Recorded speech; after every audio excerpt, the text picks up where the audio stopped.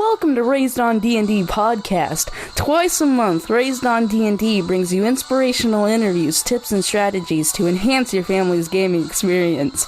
Your host for Raised on D&D has been a game master for 30 years and father to 3 gamers. Here is Nick Cardarelli. Welcome back, gamers. I'm your host, Nick Cardarelli, and this is Raised on D&D.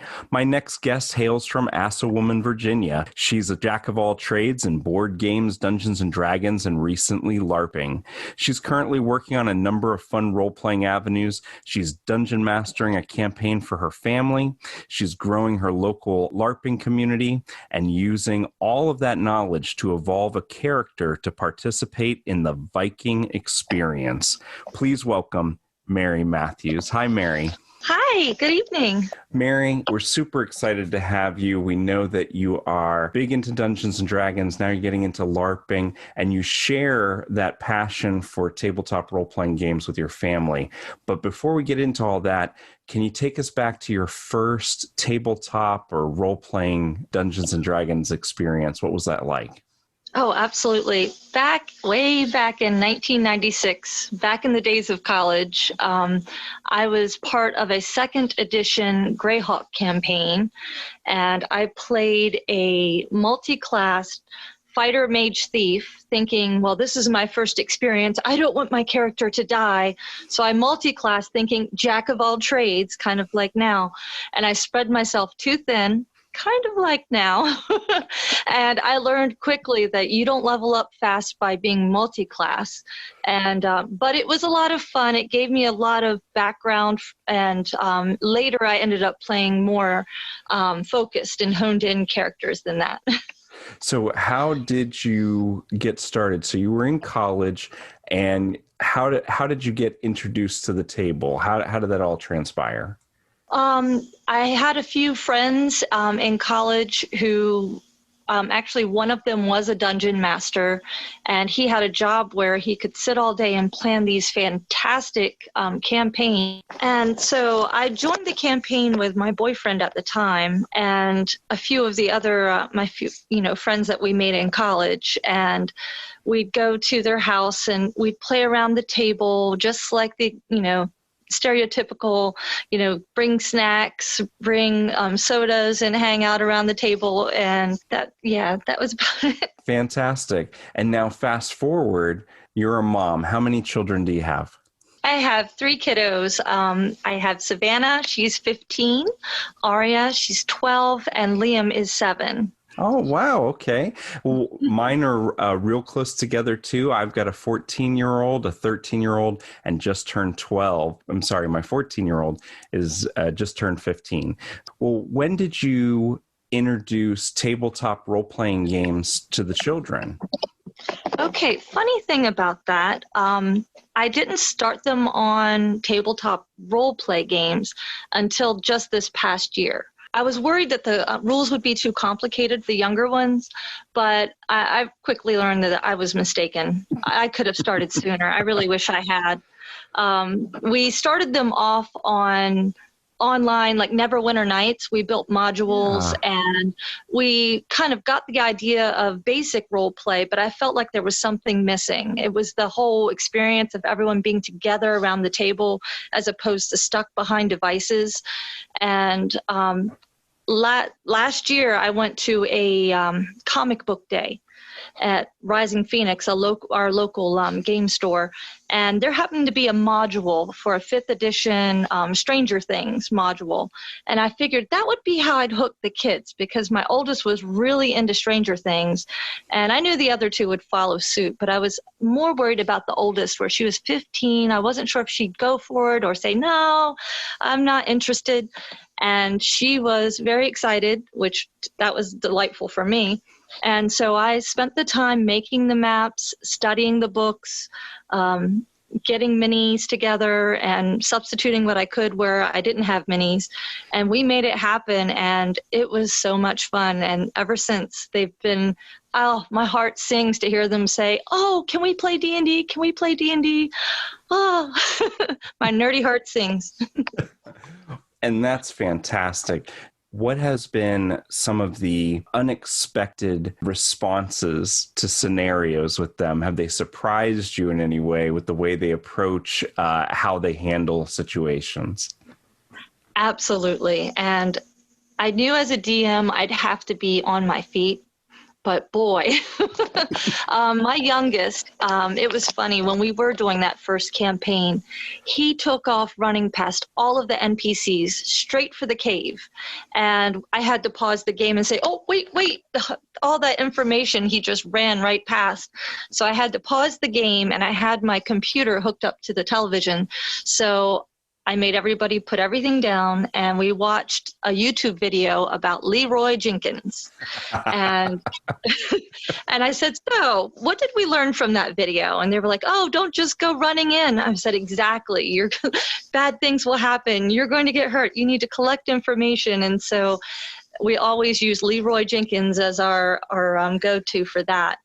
And one time we were going into a cavern, and had they taken a different route, they would have not realized that certain creatures spoke a certain language. And just by the way they negotiated with the creatures, I wasn't expecting that. They were able to defeat the boss just from common negotiation. Instead of going in smashing, they actually used diplomacy. So I was very proud of them for that. It is surprising, and it's refreshing when children are like, well, wait, let's talk this out. Maybe there's a way that we can work through this conflict without fighting. What are some of the things that you feel have benefited your family the most just in this past year of role-playing together? Definitely pulling us back together. Right before COVID hit, we had a busy life. We were always on the go, trying to squeeze in family time when we could.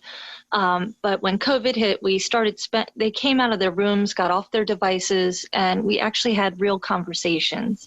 And it gave me more insight into who they were and what they needed, what I needed to do as a parent to meet the rest of their needs just through conversation and just closeness. I've also seen my kids getting closer to one another, which is something I've always wanted as a parent. I want to make sure that no matter what, when they get older, that they're close. And I think things like this, it'll give them those memories and things to talk about and laugh about one day.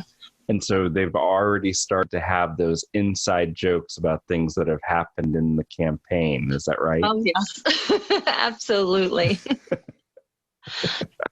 Well, that's terrific. And you're right that, and we know it from growing up on Dungeons and Dragons and playing with friends, that even years later, bringing up those campaigns, those adventures, they're part of our bond. It's part of our friendship. It's the things that we remember that we did together, that time we slayed the dragon, that time you pulled your friends out of danger, that all of those things, so incredible. And then to have that with siblings and with mom is incredible. Yep. Those will be memories that we can always share together and just reminisce. Now, have you noticed that now that you're playing tabletop role-playing games together, has it expanded into other creative realms like painting miniatures and building terrain or making art and things like that? Absolutely. My daughters and my son actually are all really good with art. They're gifted in different ways. And I can see them sketching their characters, sketching out scenes that we've done.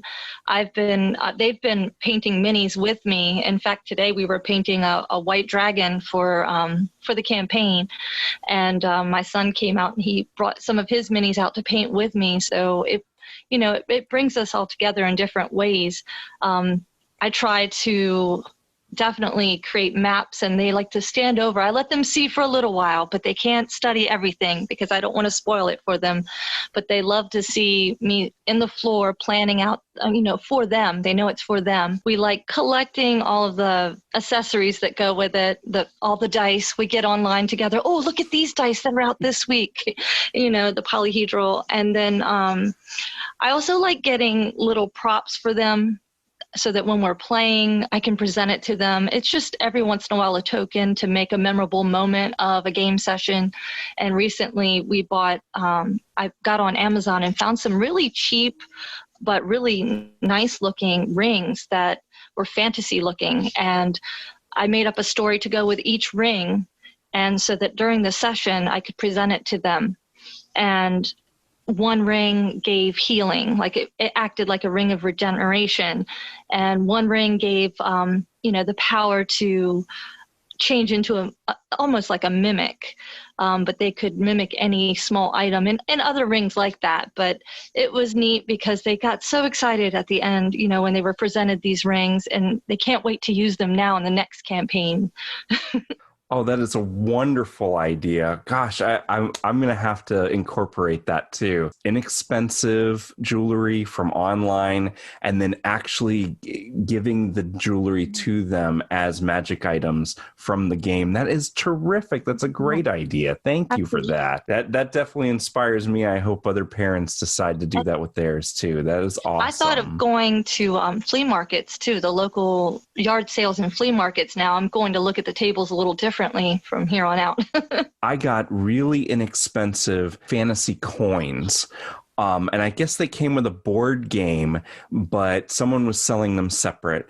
Anyway, I put them in a leather dice pouch to see their faces when you throw the bag onto the table, especially when they're being hired by somebody who's kind of shady and they're kind of hesitant. But then you throw real coins on the table. They hear the coin sound, and then they open the pouch and there's real coins in there. They were just so excited. So those little props, those make a big difference when gaming with children. And I'll be honest with you, gaming with adults, the same response, but definitely with kids. You've really incorporated your passion for tabletop role playing into the family, and it's brought you guys together. So tell me, how did we go from the table to now we're LARPing or live action role playing? How did that evolve? Funny thing, I started off obviously playing a D&D character. She was a Viking pirate, daughter of a pirate, and she was an assassin. And I went to a Vikings con with my friends, and while there, we met a group of LARPers there. They became my friends and my boyfriend, and he introduced me to LARPing, and he had a group that he called the Shadow Ravens. And so we get together and we design our characters. And so I said, well, you know what? That was a fun D&D character to play. Let me try this character, Sinjin. And so I carried her over into LARPing, and it went perfectly. I mean, it was a perfect fit for the group. And then after that, I'm learning all the different things. Like, you can dress like your character. You can come up with an accent for your character and talk like her. And it's fun because you get to role play on the spot. It's very much like tabletop, except you get to act it out. You take it just one step further. And it's fun recreating it also from a historical aspect. Now, I know that the Viking experience is now based out of Maryland, and it's actually a traveling, historically inspired Viking. Is it a dinner show? Yes. It's like an all-day festival that throughout the day we're acting, and they know that they actually came after me and asked me to join as the shield maiden to the queen. And so I again took that character from D&D, and they wanted me to roll that into this character. So I'm going to work with them, and we act throughout the day. So we'll pop up in the middle of the area that they're having the festival, and we act out a vignette.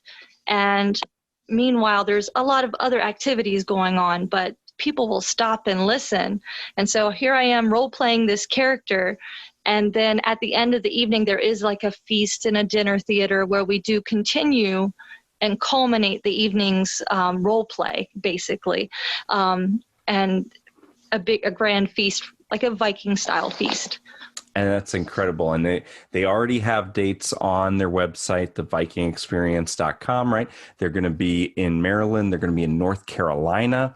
So folks that are local can catch the Viking experience, and they can catch your character in it as well. So that's fantastic. What do the kids think about LARPing, and are they excited to try it too? They are very interested. My oldest, she actually came to me and said, I think I'd like to do that. And all I have to do is make her a kit, which is basically her costume, her garb, and bring her with me. She's old enough. They usually like to start them around 16. They don't want kids too young because it does involve a lot of adults who are just really having a good time being big kids, dressing up in armor and whacking each other with not boffers. Now there is a movie out there. I'm trying to Role Models, I believe it is. Yes. My friends have all said that is a horrible movie. Please don't watch it. But I did. I thought it was cute. It's not a completely accurate depiction of LARPing because the swords that we used look real, the armor looks real, the kits look real, and the people are, they get into their character, but they are also very easygoing and they have a good time. But they're pretty much just big kids who loved playing role-playing games, and they just wanted to keep doing that. That is fantastic. Now, you're working on helping your local community embrace live action role playing games. So tell us about that a little bit. How are you doing that? Yes. Our town, Asselman, is a very small town, but I do try to inspire people through Facebook and our local communities. We've just started, one of my colleagues has begun a D&D club at school, and so we get together. Sometimes we bounce ideas off of each other, but they're really, really good at, sort of leading and DMing too. But as far as here in Asselman, my big thing is trying to get the message out to the community that it can be fun and it really benefits the kids. From here, I'd just like them to see it from my side as a mom, and I try to put up as much information, as many pictures as I can, just so that they can see that they could do it too. I don't want people to think, oh, it had such a stigma when I was growing up as a game that, oh, don't play that. It's not good. It's devil worshiping or something like that. And I found out that it's totally not that at all. It's just a game of math and creativity, problem solving. And it was so different from what I think there was a fear because of the name Dungeons and Dragons. Mm-hmm. And, it had that stigma, but people are realizing more and more that it's actually a good outlet for children, a good outlet for adults. And so I'm just trying to get that word out there and show them the behind the scenes, that it's actually a lot of fun and there's a lot of creativity poured into it. Well, Mary, a lot of families are discovering Dungeons and Dragons and tabletop role-playing games, and some of them don't even come from a gaming background like you and I do. So what is some advice that you would give to moms out there who really love this idea? They really want to connect with it. They really want to have what you're having with your children right now, that bonding around the table. What would be your advice for them to get started? How should they go about doing that? Definitely dive in, first of all. Don't be afraid to try it. I would start with, they have some starter kits and essentials kits in Target. That's how I started. I started with a module, and it's easier to follow that, almost like a recipe. You read over it, and sometimes, and I will say it, when you first start reading it, it can be overwhelming. There's a lot of information at first, but read the introduction and then take a break.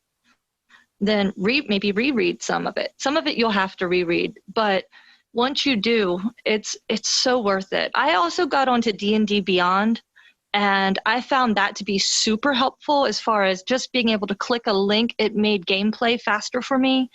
It is probably 50% easier. And just get some basic materials. Big chart paper. I like the gridded paper that you can get at Staples. It'll last a long time. And that's how I made my maps.